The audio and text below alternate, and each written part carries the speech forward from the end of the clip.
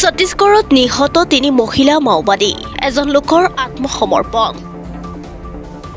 ছত্তীশগড়ত নিৰাপত্তা বাহিনীৰ মাওবাদী বিৰোধী অভিযান অব্যাহত আছে। তেনে এক অভিযানৰ মাজতে বৃহস্পতিবাৰে নাৰায়ণপুৰৰ আবুজমাদৰ ঘন অৰণ্যত নিৰাপত্তা বাহিনীৰ গুলীত নিহত হয় 3 গৰাকী মহিলা মাওবাদী। নিহত মাওবাদী কেইগৰাকী উত্তৰ বস্তাৰ ডিভিজন কমিটি আৰু PLGA কোম্পানীৰ সদস্য হিচাপে চিনাক্ত কৰা হৈছে। জিলা ৰিজাৰ্ভ গাৰ্ড, বিশেষ টাস্ক ফ'ৰ্চ আৰু সীমান্ত সুৰক্ষা বাহিনীৰ এক যুটীয়া দলে এই অভিযান চলাইছিল।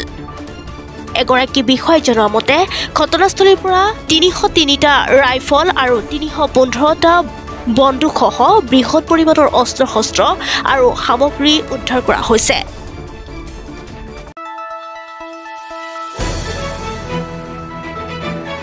দ্য নিউজলেণ্ডছ অবিৰত তথ্যানুসন্ধান, আপোনাৰ সেৱাত খবৰ সন্ধান। দ্য নিউজলেণ্ড।